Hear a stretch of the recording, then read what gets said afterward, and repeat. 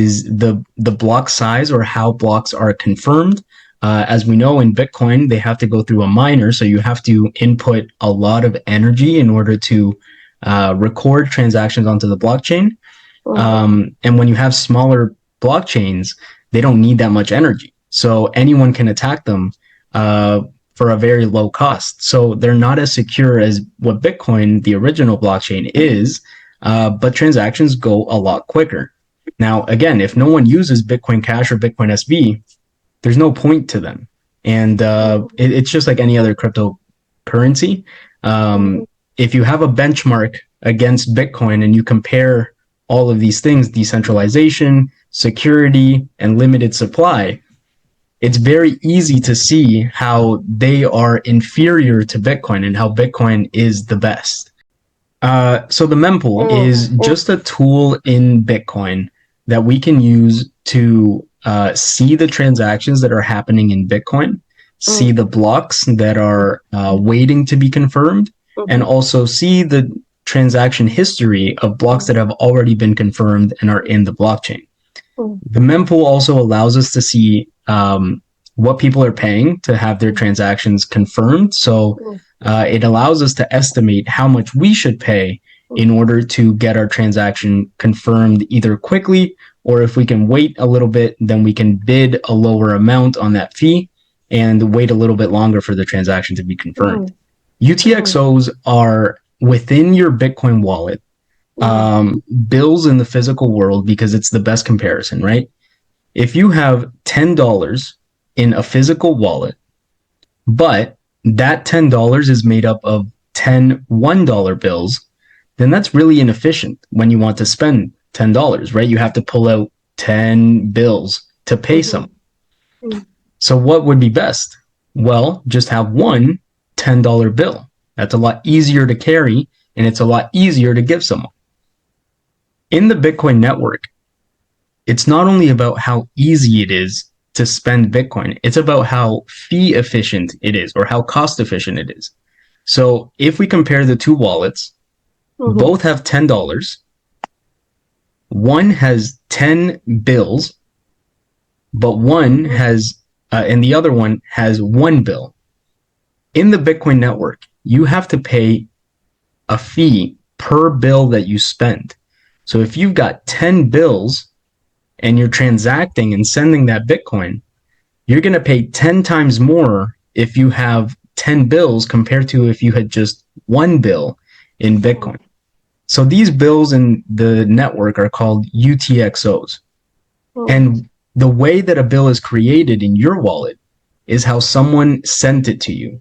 So in Bitcoin, we don't have denominations of UTXOs or bills, right? So in Canada, we've got a $5, $10, $20, $50 bill, right? They're all set amounts. In Bitcoin, I can send you fractions of a Bitcoin, and that's a new bill.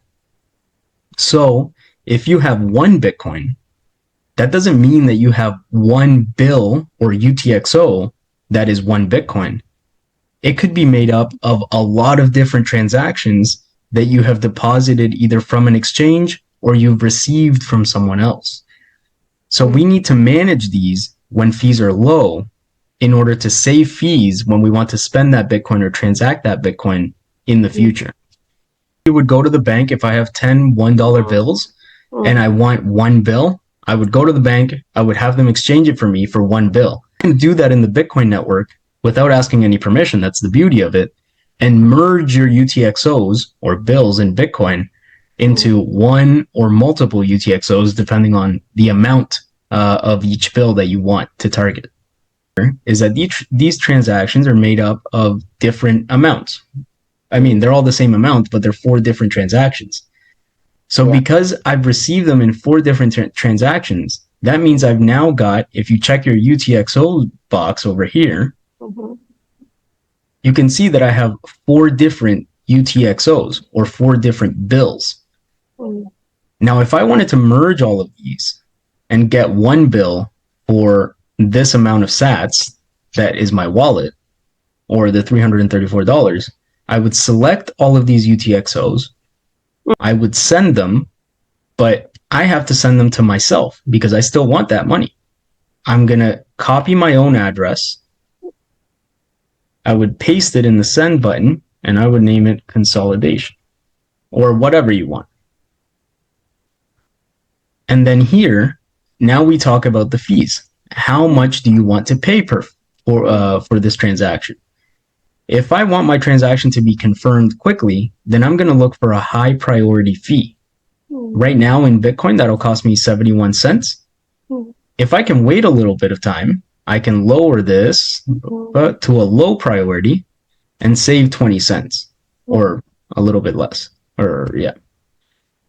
So when I go through that, this is what will happen. I can create the transaction, and what you see here is that I have 1, 2, 3, 4 bills that I'm spending and that I'm sending to myself. And you see this little arrow that it signifies that it's coming back to yourself. And the only thing that you would pay is the fee to the network.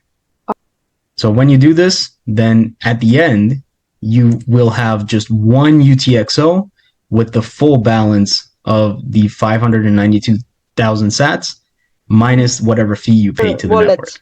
Yeah, so you can do it in Blue Wallet, no problem. You can just send the full balance in Blue Wallet to yourself. Sparrow I like because it shows everything a lot more clean. When you can see everything a lot better. So this is my preferred method of consolidating UTXOs, but you can do it in any wallet.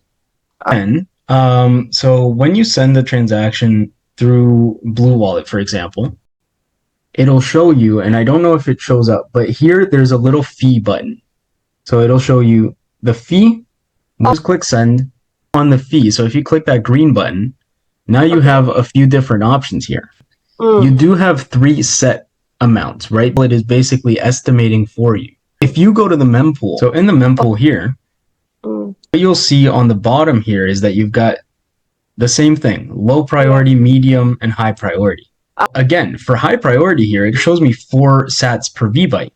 But if you look on Blue Wallet, the fastest option says 8 sats per VByte. I'm paying double what the mempool is actually telling me. So what would I do? I would click custom, put your own fee rate there. So I can check the mempool and I can say, okay, well, 4 sats per VByte will get me into the next block.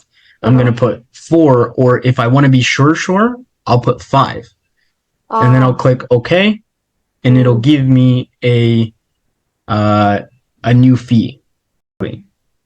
Yeah, so you can't trust what the wallet is telling you. You should always check the mempool to ensure that it's giving you the proper information. Mempool.space.